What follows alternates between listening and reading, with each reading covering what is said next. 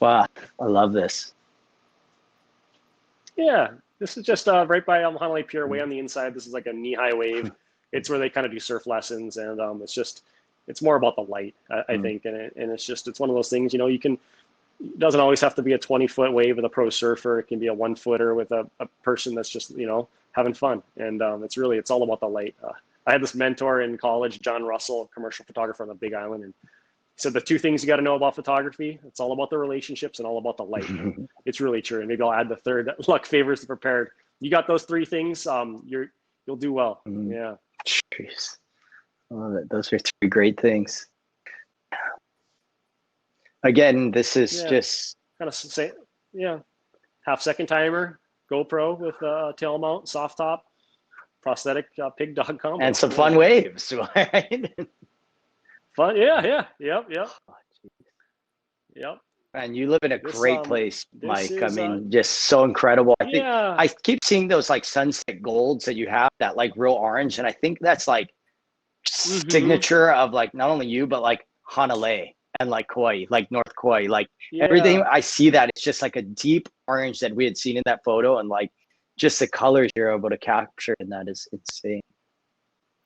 Yeah, but you guys definitely, like those late season swells on Oahu, and Pipe has got this green, and you can shoot, you know, that backlit. Like there's that half hour or so, maybe when the sun is like, I'd say like half an hour before it hits the horizon, or maybe about 45 minutes before it hits the horizon. There's just that light is just incredible, and that's about this time right here. And I was fortunate, actually, Instagram put this on their Instagram. What? They featured this image, and and I was pretty stoked on that.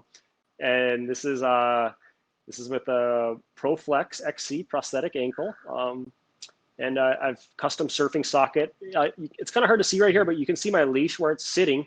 Right below that, there's sort of a rib in the socket, and it keeps the leash from sliding down to the ankle. Okay. When you take a bad wipe out, if it's by the ankle, it really wants to pull on my prosthetic, and so it keeps it a little higher up, and I get a little less pulling. And then I've got higher up on there, I call it the surf strap.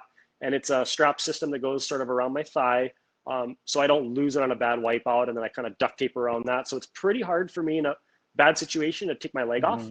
And I've had some instances like one time I was shooting ball ram at Rocky Point. I stepped in a hole on the inside, and I was caught in there in a wave, and I could break my hip out because I just can't bend the ankle to get it out of the reef. And I actually, where I was surfing here, I was with my cousin summer before last, and I have a jet ski, and I was anchored in the wind line sort of, and I was pulling the anchor up, and I couldn't get the chain off the seafloor, and I did a couple dives down, and did my last dive down, and I couldn't still get the chain, or it was wrapped around this coral head really well, and I pulled the main line to kind of let it off to get the slack, and couldn't get it, and I pushed off to the surface, and ropes and things just want to wrap around that ankle. It's like a weird, and I can't feel it, and sure enough, the anchor line double knotted around it, and I thought I was going to die, and it was a lot scarier than the shark attack. I really thought I was going to die, and I had angels. I don't know what happened. I woke up dry heaving, holding onto my rescue sled, and there's a lapse of time, and I don't know how I came undone, but I tried taking off that surf strap, and I'm fortunate to have lived through that, but it's just sort of the perils, I guess, of a prosthetic ankle that you don't really think about. You got to be careful with ropes. Wow. I don't know how I got into that tangent. Well, it's because it's at the same spot that I'm catching this wave. It's right where I'm looking at is where I nearly died. This is Socorro Island off of Cabo. I know there was a question earlier, is this off Cabo? This actually is off Cabo. A really great dive. These rays are absolutely beautiful, and somebody got a foot of me doing a selfie. The selfie doesn't look as cool as this pic. It's epic though, getting the selfie. Yeah. This is a prototype. We call it the gecko foot. It's not in production, but it actually worked really well. I did one of the best turns I ever did with that foot, and kind of looks like a gecko, and it's these carbon fiber sort of wings that come out, and it's really cool. But the hard thing is the leash goes in between those little crevices, and it gets stuck in that little cavity. And then and then also it's really awkward on land to walk. So to get in and out of the water, whether I'm on a reef or a rocky point break, it's nearly impossible. So it looks cool, and it surfs pretty well, but it's got to find a balance between the two. I love that you're doing all this R&D with this, and being able to improve it not only for yourself but for others, and just being in tune on that. It's really sick. Yeah, it's fun. And there's a really cool wave of amputee surfers around the world. When I first became an amputee, there was really nobody doing it. And now you look around, every country's got a adaptive surfing federation. They've got adaptive surfing teams. You've got male and female, above the knee, below the knee, upper extremity amputees, quadriplegics, paraplegics. There's a lot of adaptive surfers that are just really pushing the limits around the world. And I'm fortunate to be able to sort of pass on to like a lot of these younger kids what works and what doesn't through my trial and error, and kind of skip that, don't do that, try this, work on this, and sort of help them progress a little faster than I did. Jeez, that's incredible, Mike. It's paying it forward. Beautiful portrait. Bethany Hamilton. Bethany Hamilton. Yeah, she's like a sister. We're really close. And this was, I think, for one of her shoer sponsors, and just kind of one of those little moments at Honolulu Bay. And I believe this is with the 35 millimeter. And yeah, it's just kind of it's probably not the best composition because she's not in one of the thirds, breaking the rule of thirds. You do your thing. No, it's perfect. Yeah. I think the horizon too is wonderfully works there. I mean, that's always such a thing with the ocean and the horizon, kind of working that, but you nailed that. Beautiful. Yeah, thank you. This is Kimi Warner. This is for Bon Appetit magazine. They did a farm to table thing on her and Mark Healy.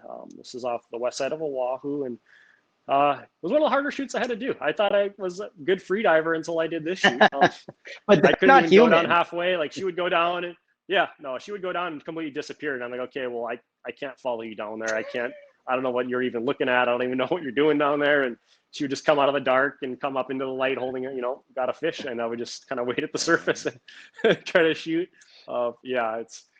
I should have had scuba gear on for this shot. But yeah, she's pretty amazing. Yeah, Kimi Warner. Beautiful. Looks like you're using a light here. Kelly and I for a while. Yeah, so this is the pro photo. I had Etienne was my assistant for a little while. This was the Quicksilver days. And what I would do is I would shoot kind of surfer sort of hanging on the inside, not too far out. And can you hear me? And he would put a backpack on with the pro photo gear and hold the strobe, and I'd be like, okay, just be 6 feet away from me, or 6 feet away from the subject at all times. And he would just walk around, and I would shoot the surfers, and then Kelly came in, and I just got this moment looking into the light. But it's handheld with a strobe, with the pro photo. Yeah, with the pro photo strobe. Beautiful portrait series there, then.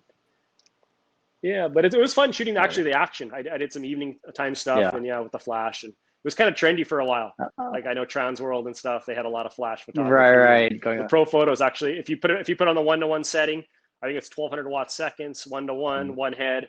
It's got a pretty good reach when the light gets low. It's beautiful. That I remember this. That is an insane shot. Kieran Jabor, correct? Yeah. Yep, correct. Yep, this is Kieran. This is during the shootout.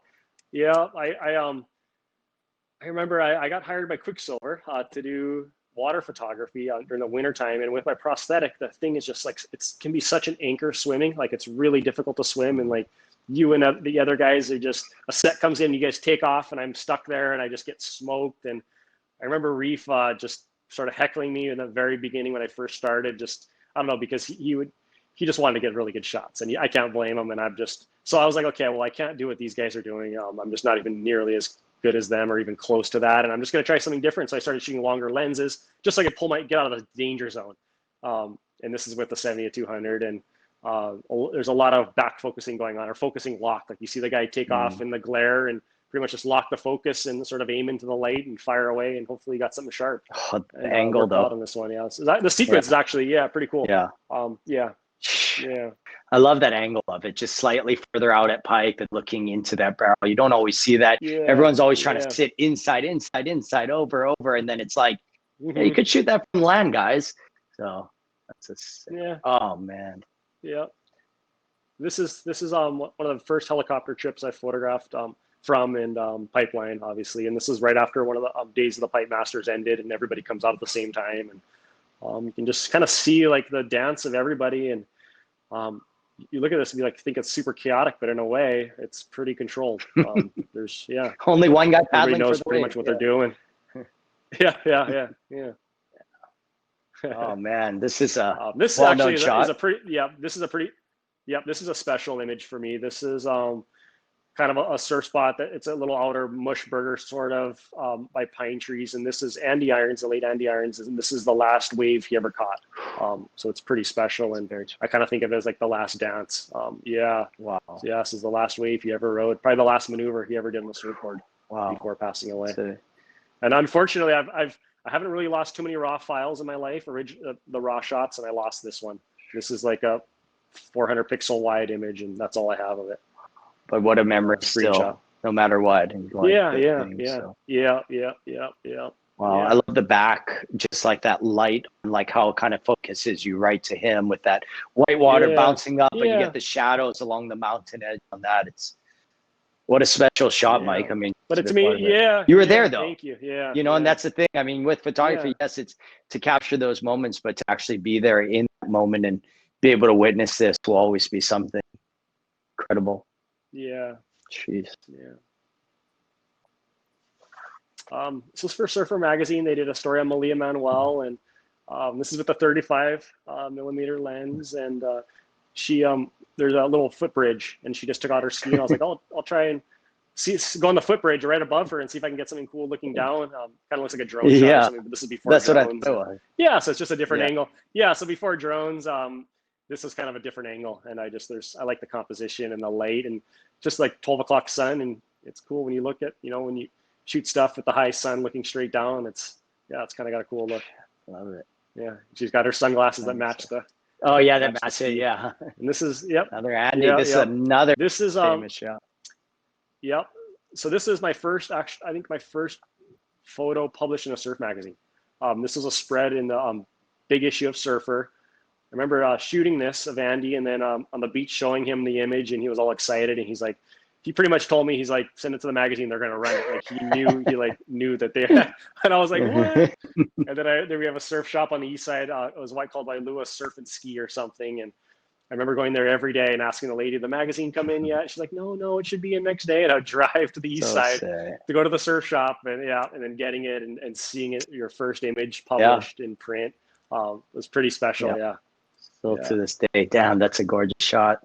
And I believe this is one of our last photos on here, but I've seen this everywhere. It is such an iconic photo, and just is Andy. I mean, that smile and just how playful and fun. Well, jeez. Yeah. It's just one of those. Lucky right place at the right time, and to get an expression like this and the smile, and just it's pure joy to me. This is like what the essence of surfing is. Essence of Andy. I mean, essence of Andy. And it's like, if I would not even been there, it would have been the same moment, him doing the same exact thing. This isn't for the camera. This is just him. And this is our love for surfing. Wow. No clouds, just as good as this gets. I mean, such a beautiful shot. I think this is our last shot, and we'll take a couple questions. We have one though saying, would you say your Brooks photography training helped your career? Are you able to recoup your school expenses with your photography? Yeah, I would say, like, nobody's ever asked me if I have a college degree in photography when I get a job, ever, or where I went to school, anything like that. It's not as much. I mean, I learned an incredible amount of technical stuff at art school. But the thing I think I really took home the most was, I don't know, prior to this, like, and you grew up in Hawaii and your friends are pro surfers, it seems like almost everything is given to you, and you don't, I don't know, just stuff comes really easy. Everybody's got new things in this, and it's always like you're surrounded by like this energy of I don't know. And going to that school, I realized how many hungry, starving artists there are, and how many people wish they were in your position with maybe the contacts of the people or whatnot, and to not take that for granted, to return emails, to say thank you, to follow up, there are so many people that wish they had just a little bit of opportunities that this other person have, to not ever take that for granted, and to realize how fortunate you are, and to just, I don't know, and to maybe share that stoke with others and help others. And that's really, I guess, my biggest takeaway from school. Yeah. It's never been that degree. It's never been like your certificate, whatever it is. It's just knowing and appreciating, I guess, what you've been given, and if you get an opportunity to really seize it and to do your best. Wow. That's incredible. I mean, that goes for a broad sense of things, and that's really great words of wisdom there. Thank you. Yeah. Oh, are there any other questions great question. or remarks you want to kind of close on that? And how, anything else left to say as we kind of sign off here, guys? Yeah. I would just like to say thanks, Zach. You've been a huge inspiration in my photography, and it's a real testament to you and just your generosity and want to see other people succeed. I think that's why you've done really, really, really well, is because of that. Thank you very much, Mike. I appreciate that. Yeah. And thank you for this chance to talk. This has been fun. Thank you. I've done a bit of podcasts, and to be able to really talk technical about photography, I love it. I mean, I could talk shop all day. Yeah. That's what I love about this. We get to talk a little bit differently. It's great to have interviews or podcasts, but to be able to dive in and see, I love that. So we have one more question, and then we'll sign off here. We need to get a shot at Pipeline. Shot by Zak Noyle, Mike Coots, in barrel. Okay, we can do this. Double, triple angle. Let's do that. We can do that. And I think the beauty of with this Between Sets, not only with this season of amazing guests, is the following season we will dive a lot more into the field. As we're able to open up travel and different things, there will be some amazing crossovers. So you will see Mike again on this show in the near future. I definitely want to come over there, Mike, and shoot with you and collab a little bit more, and looking forward to what you produce with the Canon R5 mirrorless. But let's bring John Lawrence back in here, and thank you everyone very much for tuning in to Between Sets with Mike Coots today. Thank you, Mike. Take care. Thank you, Zach. We'll see you guys soon. Thank you very much, everyone. Take care. See you next week. Thank you for tuning in to this week's episode of Between Sets. Make sure to like and subscribe to be tuned in on all future episodes. Thank you.